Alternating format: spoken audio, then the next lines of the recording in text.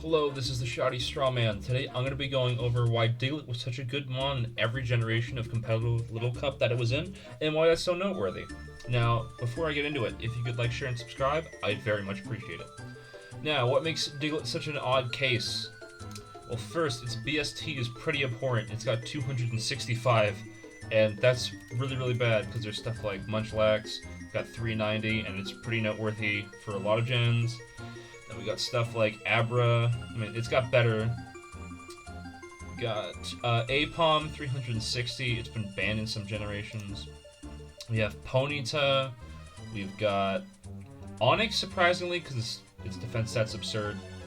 But what makes Diglett standard among the rest? And that's because it's got its stats where it needs them. And that is in speed. It's got 95. If we look at speed stat, this is for generation 4, but it only ever shares the distinction of getting up to 20 speed with Voltorb and Elekid. Voltorb with a positive nature gets up to 20, but the reason why that's so noteworthy is that it outspeeds everything else in the tier. Nothing is faster than this, and it only ever speed ties with other stuff, which it has a good matchup with because they're both electric type, and your ground typing has an electric type immunity, so that's really good. So what else makes it good? Its attack stat's pretty passable. It's got 55 base attack, and that's not bad. You could do better, but you can do a lot worse. It's serviceable. Another noteworthy thing is that it only has 10 HP, and also because of how low the tier is, how low level the tier is, excuse me, it only has 18, but then if you look at something like Gligar, it's got 65 HP, but it's got 23 on baseline. It doesn't matter too much, and it's even a benefit, honestly. And the reason for that is that combined with this HP, you also have a good amount of items that you can use, and the first of which I'm going to mention is Life Orb. Holders' attacks do 1.3 times damage, and you lose 1/10 of your max HP after the attack. Now, the 1/10 is the important part. Because your HP stat is so low, Life Orb will only ever do 1 damage to you every single time that you attack. Therefore, you have something like 18 charges. You can add more HP as long as it's below 20, and you'll get that many charges. It's good. It's a really good item on Diglett. Almost like it was made for it or something. Otherwise, you also have something like a Focus Sash. That's really good because your bad bulk, 25 defense and 45 special defense, in addition to this low base HP stat, doesn't matter anywhere near as much because you can always just take a single hit. But like, what else makes this good besides just the items and the stats? Its ability is perhaps the most broken thing on it, and that's Arena Trap. Prevents opposing Pokemon from choosing to switch out unless they are airborne. By airborne, they mean stuff like Ghastly, because it's got Levitate, or flying types such as Doduo. Doduo's sprite has it grounded, but it's a flying type, so it's not captured by Arena Trap. But that prevents the opponent from switching out, and that greatly limits their options. So if your opponent kills one of your mons and you got a Ponyta, like they kill you with a Ponyta, Ponyta's max speed only ever goes up to 19. And that means that if Ponyta does not have a speed boost, your Diglett can come in and kill it. And that's really good, because if you manage to get like a free switch on the Ponyta, or it's just a good lead matchup or whatever, you can be up 6 versus 5, and there's nothing your opponent can do to outplay you. It's really fantastic. And because of Arena Trap, it limits their counterplay severely. Like, even if it's not Ponyta, like let's just say it's let's go with Kabuto here. That one was pretty good because you can use it as a lead or something like that, and its speed stat isn't faster than Diglett's. But the main issue that Kabuto has here is that it has to attack into Diglett. If you want to switch into something that would be really good into Diglett, like a Snover, because it's got a grass typing and that'll allow it to take Earthquakes from Diglett, and then obviously you can still you can use like Earthquake, and then also has Rock Slide. But you can go to Snover, set up in earlier generations Hail, in Generation 9 Snow, Snow will boost your defense, meaning you can take the attacks better, but in other gens, you'll get Hail, and that means that your opponent's Diglett's Focus Sash will break, and you can use Ice Shard to hit it. Like, stuff like that. You cannot use that against Diglett because of Arena Trap. That makes it so powerful. It also has a really good move pool. As mentioned, Earthquake and Rock Slide. You also have Pursuit in the older gens, and what that lets you do is, if your opponent is switching out, it hits at 2 times power, and that'll be important for ghost types like Ghastly. It's like, oh, well, you can't trap it because of Levitate. You can in earlier gens because of Pursuit. It does good enough damage, and you can really easily kill Ghastlies with it. You also have Shadow Claw. That's more important on different sets, but you can hit Ghastlies if they want to switch into you. You can hit Duskulls if they want to switch into you, and you'll do good damage in return. You also have Sludge Bomb. This will become important later, I promise. I'm not just joking, but like, oh, why is this physical attacker using a special attacking Sludge Bomb? It's not even stab, it's really dumb. I'll get to it. You also have Stealth Rock. Stealth Rock is a great utility move because it sets up entry hazards, and that'll also punish your opponents switching around. You also have Sucker Punch, and Sucker Punch is really good priority because it'll be 80 base power, and then later gens it'll be 70. But having a priority move on a fast Pokemon seems kind of counterintuitive. But if your opponent's using something like a Weasel, and it doesn't have a Swift Swim boost, but it wants to use Aqua Jet into your Diglett, it can't because you can just Sucker Punch and kill it that way, and because you are faster, your priority comes out first. So, very important interaction to keep in mind. Final one we gotta mention is Beat Up. This will become more important in later generations, but if a Pokemon uses a substitute, such as Ghastly, later on we'll also get stuff like Abra, they'll be using Substitute at times for their Life Orb sets to ease prediction, because it means that in order to be able to deal with the Abra, you have to attack into it because of the Substitute. Also, Diglett likes using Substitute because your opponent then has to attack into it. But Abra and Ghastly can set up Substitute, but they're also both weak to Dark type, and because Beat Up is a Dark type move, you can attack into them and kill them, even though they're behind the Substitute. Abra can't escape without a Shed Shell, and that's really cool. But Beat Up has some issues. So, what sets are we expecting to use with this? So, in Generation 4, also quick tip, if you use the Import-Export, that'll give you a whole bunch of sample sets at the bottom. If they're not there yet, then you can either be in a newer tier, or maybe it's just another metagame that doesn't have them. But on a lot of the main tiers, you'll have sample sets. It's really good. So this one is the lead set in Diamond, Pearl, and Platinum. You didn't have Team Preview, which meant that you had a dedicated lead, and Diglett was pretty good at it. I wouldn't call it excellent, because you can use it later on as a trapper, and that's much better. But you can use it to get like a guaranteed Stealth Rock up, Earthquake, in order to be pretty physically threatening. You have Sucker Punch, and then you also have Protect, and that's to preserve your Focus Sash in case your opponent has a Fake Out lead, like Apom, because that'll run Fake Out, and then something like Chimchar, because that also ran it. And that's just to break Focus Sashes on opposing Mons, so that way you can beat over them. But that was good for that. It's not too complicated, it's just you lead it, your opponent can't switch, so that way your hazards can be denied. So like if they would have a lead Chimchar, and they're like, oh no, I kind of want to preserve this, they can't just go out to a Rapid Spinner in order to get rid of the hazards. They have to deal with it because of Arena Trap. That was pretty nice.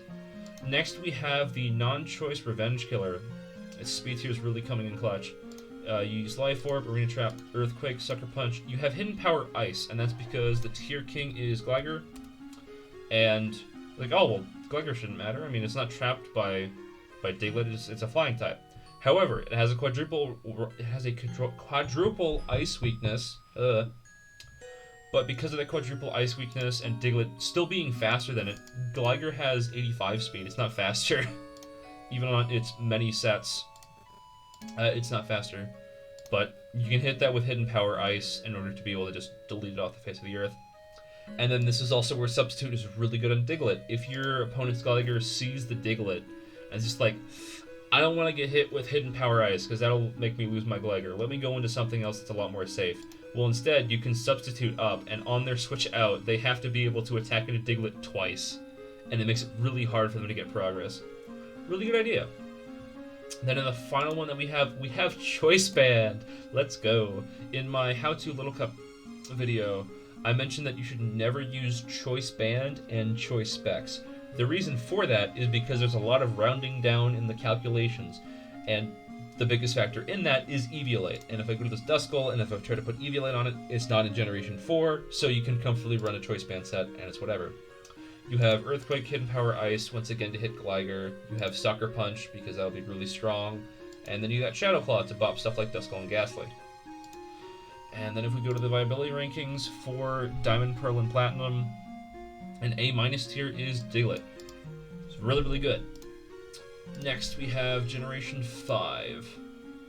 And then, once again, the beat-up interaction coming in. This is when Abra likes running Substitute. Ghastly can run it if it wants to, but doesn't have to.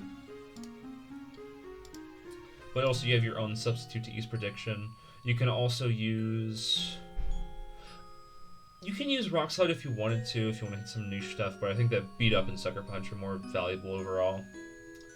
That's the Life Orb set. You then also have the Choice Scarf set. It's like, well, that's kind of odd. Why are you using a Choice Scarf on the fastest Pokemon on the tier?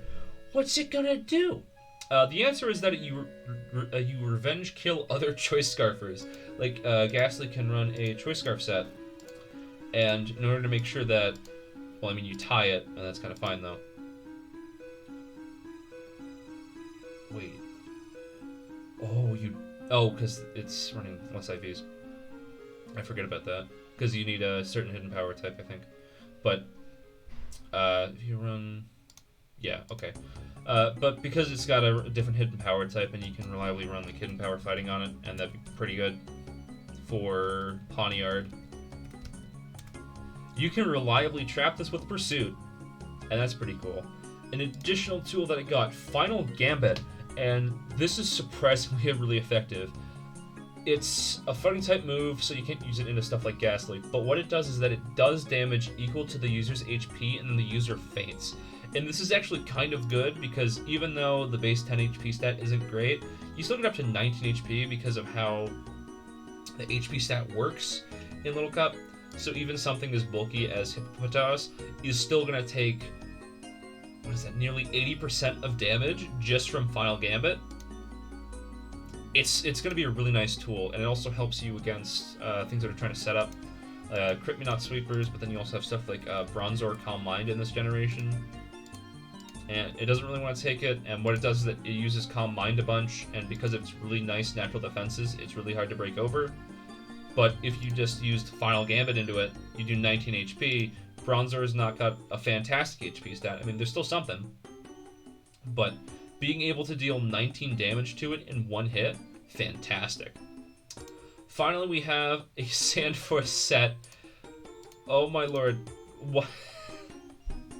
This is also kind of funny, but Generation 5 was most notably known as the Weather Generation. And since you have Hippopotas to set up sand for you, it works out, and you could use Sandforce instead because, I mean, you're already really fast, you've got a good attack stat, and then you can use Life Orb, so that means that you get 1.3 times boost, 1.3 times boost, and then you can hit off of Earthquake, making it really ridiculous. You can also have Rock Slide, Substitute Protect to not get hit by Priority, but all that's really, really good. Oh, also Protect allows you to scout out Choice Scarfers. So if something wants to come in, like you're running Mankey, and it's running a Choice Scarf set, and you're just like, oh, well, I want to make sure that I understand what this Mankey's going for before I switch out my Diglett, because obviously it's going to be a Scarf, it's going to be switching in. Well, then you can Protect once, see it's like, oh, well, it's going for close combat. That means I can go to my Fighting Resist, or my Fighting Immune, and it's fine. So there you go. In Generation 5... viability rankings, the VR, it's in A+ tier. It's a really good mod. Once again, you can't stop Diglett despite the fact it's got bad base stat total. Generation 6, there's a lot less sets going on here. You have Trapper. They have Showdown usage. That's just a general purpose set. But you once again have the Life Orb set. It's good. It's reliable. What else is there to say about it that hasn't already been said?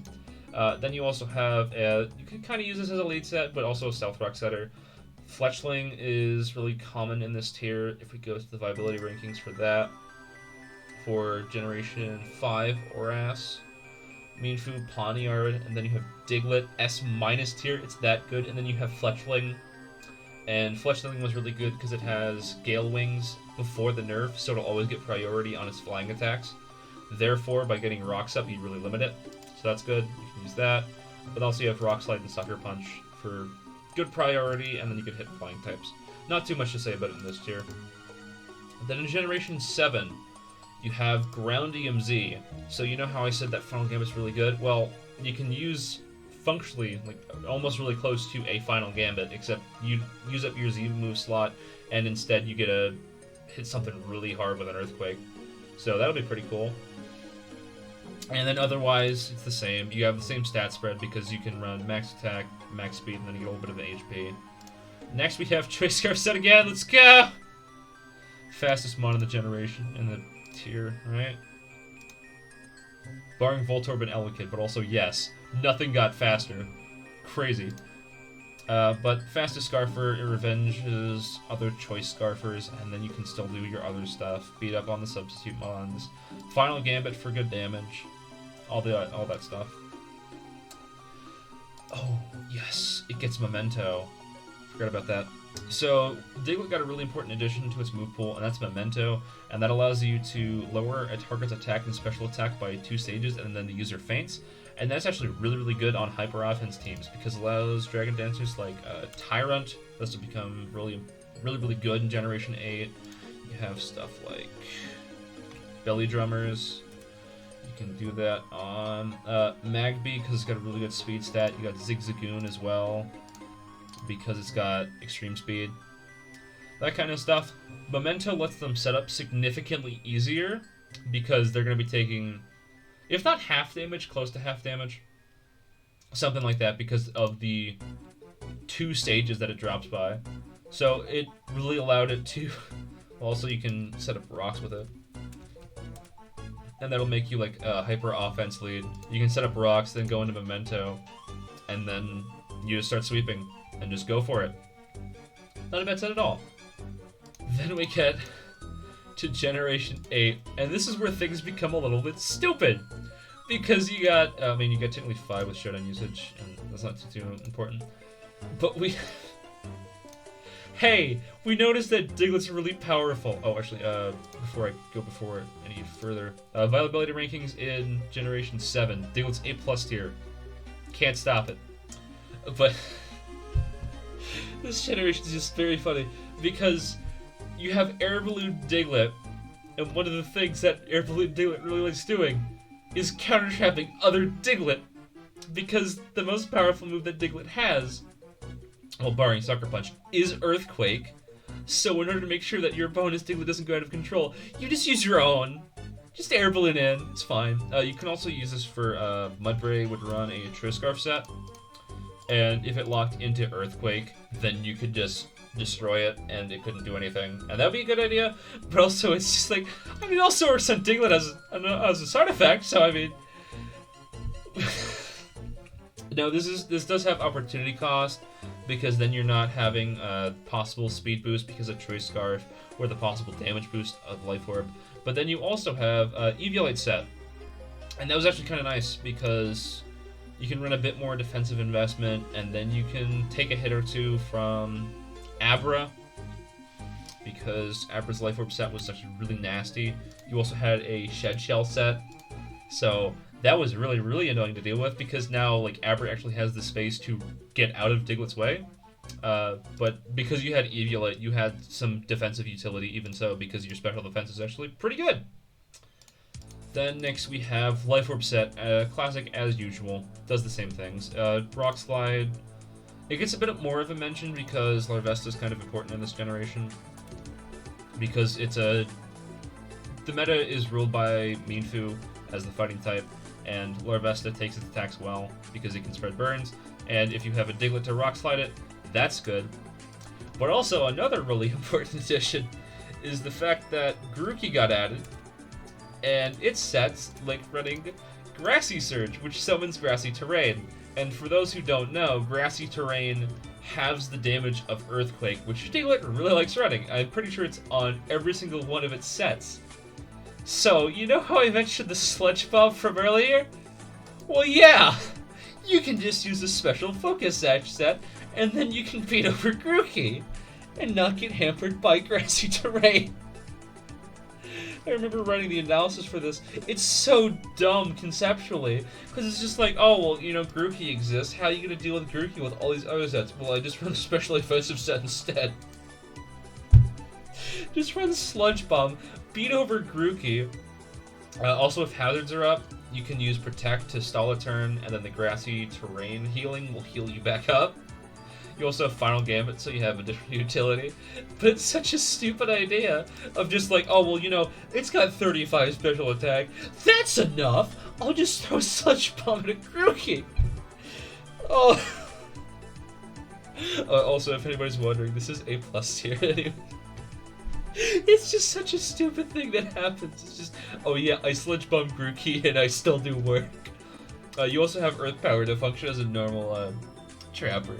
But just that interaction is just like, it's such a funny thing. It also shows the general strength of bonds to be like, oh yeah, don't worry about it. You'll find up ingenuity. There will always be a solution. Don't worry. Now, the solution could be that you run Sludge Bomb, but the solution could also be you just don't use them on. It's funny. It's great. All right, but what about Generation 9? What do they give this? They give it Rock Blast. Rock Blast is a pretty important one because you know how I said before, like, oh, well, you know, Beat Up gets through Substitute? Well, now you can use Rock Blast, and then it's neutral, and then also it deals with stuff like a Surskit Lead, which has Sticky Web and Focus Sash, so that means that you can break through them more reliably. Well, not reliably, it means that it can set up webs in the first place, so that's good. You also have Stone Edge, which is stronger, Rock Slide. I mean, it's notable because it's stronger, but it's not game-changing by any means. You already had Rock Slide. What is really important is the fact that it gets Swords Dance now. So congratulations, this can now set up. So you know what the Gligar situation before is just like, oh, well, you know, a flying type wants to switch out because it has Stone Edge. Well, now you can punish that with a Swords Dance instead. You can also run something like, I mean, if you want to run Rock Blast, you can, but you can do like a set like this. Well, not Stone Edge, you want Earthquake. But you can do something like Rock Blast, Earthquake, Swords Dance, Substitute, and just absolutely annihilate the enemy team because you can. I am very fearful for whether Diglett's actually going to stay in this generation.